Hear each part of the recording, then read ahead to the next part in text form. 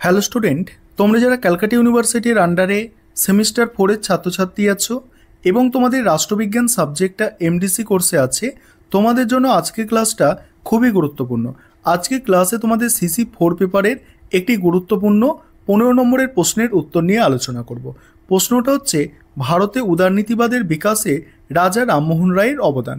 Most important একটা প্রশ্ন। প্রশ্নের উত্তরটা তোমরা বুঝে নাও। প্রথমেই তোমাদের একটা ইন্ট্রোডাকশন অর্থাৎ ভূমিকা দিয়ে শুরু করতে হবে।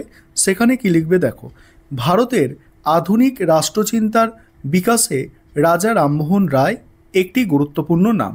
তাকে ভারতীয় নবজাগরণের জনক, আধুনিক ভারতের পথিকৃৎ হিসাবে গণ্য করা হয়। পশ্চিমা উদারনৈতিক ধ্যান ধারণার দ্বারা অনুপ্রাণিত হয়ে রামমোহন রায় ধর্ম, সমাজ, শিক্ষা, রাজনীতির ক্ষেত্রে যে চিন্তা চেতনার পরিচয় দিয়েছেন, ভারতীয় উদারনীতিবাদের ভিত্তি গঠনে বিশেষভাবে অবদান রেখেছে। ইউরোপে যেমন জন লক উদারনীতিবাদের অন্যতম পুরোধা, তেমনি ভারতীয় প্রেক্ষাপটে রামমোহন রায় উদারনৈতিক রাষ্ট্রচিন্তার প্রথম প্রতিনিধি। এবারে মেন যে পয়েন্টটা আছে, উদারনীতিবাদের বিকাশে রাজা রামমোহন রায়, এই পয়েন্টটা তোমরা বুঝে নাও। আরেকটা বিষয় তোমাদের এখানে বলে নিই যে তোমাদের 15 নম্বর অর্থাৎ 15 মার্কসের যে প্রশ্নগুলো হয়, তোমরা কোয়েশ্চেন পেপারে দেখবে, সেখানে কিন্তু 300 শব্দের মধ্যে উত্তর লিখতে বলা হয়। খুব বেশি বড় কিন্তু লিখলে নম্বর কিন্তু তোমরা ক্যালকাটা ইউনিভার্সিটিতে কম পাবে। তোমাদের 300 শব্দের মধ্যে কিন্তু লিখতে বলা হয়েছে। এই ওয়ার্ড লিমিটটা কিন্তু মনে রাখতে হবে। এবার দেখো, এই মূল যে অংশটা আছে, এবার সেটা বুঝে নাও। রামমোহনের রাষ্ট্রচিন্তা মূলত ধর্মনিরপেক্ষতা, যুক্তিবাদ, সহিষ্ণুতা ও ব্যক্তি স্বাধীনতার ওপর ভিত্তি করে গড়ে উঠেছিল। তিনি বিশ্বাস করতেন, সমাজ রাষ্ট্র ব্যবস্থায় গোঁড়ামি, কুসংস্কার, অন্ধবিশ্বাস দূর না হলে প্রকৃত উন্নয়ন সম্ভব নয়। তার চিন্তার মূল উদ্দেশ্য ছিল যুক্তিনির্ভর এবং মানবিক মূল্যবোধ সম্পন্ন সমাজ গঠন করা। শিক্ষাকে গণতন্ত্র ও স্বাধীনতার মূল চাবিকাঠি হিসাবে তিনি গণ্য করেন।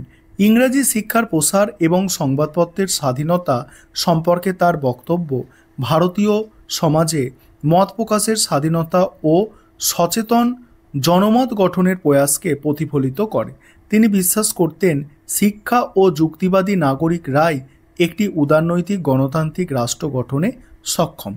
তারপরে কি বলা হচ্ছে দেখো, পরের অংশটুকু আলোচনা করব। তার আগে যে বিষয়টা তোমাদের বলার আছে, তোমাদের জন্য অনলাইন কোচিং ক্লাস চলছে।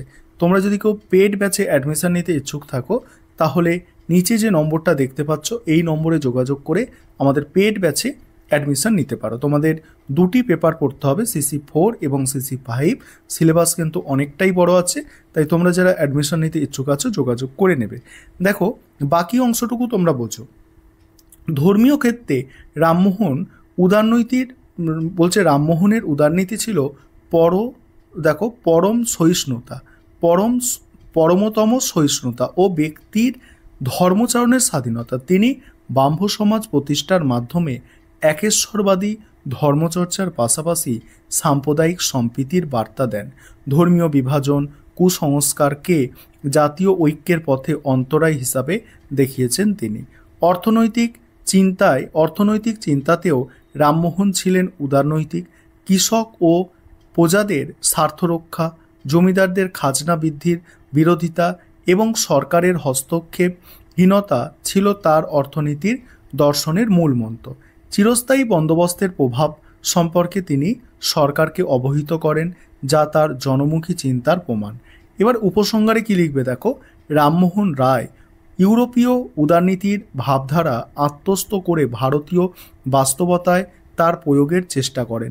যদিও তিনি কোনো স্বতন্ত্র রাষ্ট্রতত্ত্ব নির্মাণ করেননি, তার চিন্তা চেতনা আধুনিক ভারতের গণতান্ত্রিক ভিত্তির রূপরেখা নির্মাণে মুখ্য ভূমিকা পালন করেছে। ব্যক্তি স্বাধীনতা, যুক্তিবাদ, ধর্মনিরপেক্ষতা এবং শিক্ষার ওপর জোর দিয়ে রামমোহন যে রাষ্ট্রচিন্তার ভিত্তি স্থাপন করেছিল, তাই ভারতের উদারনীতিবাদের বিকাশে এক মাইল ফলক। অতএব রামমোহন রায় ভারতীয় উদারনীতিবাদের প্রথম এবং অন্যতম প্রধান প্রবক্তা হিসাবে চিরস্মরণীয়। এই ছিল তোমাদের আজকে একটি গুরুত্বপূর্ণ 15 মার্কসের প্রশ্নের উত্তর। পুরো 300 শব্দের মধ্যে তোমাদের এটা করা হয়েছে, অর্থাৎ 310-20টা শব্দের মধ্যে এই প্রশ্নের উত্তরটা রেডি করা হয়েছে।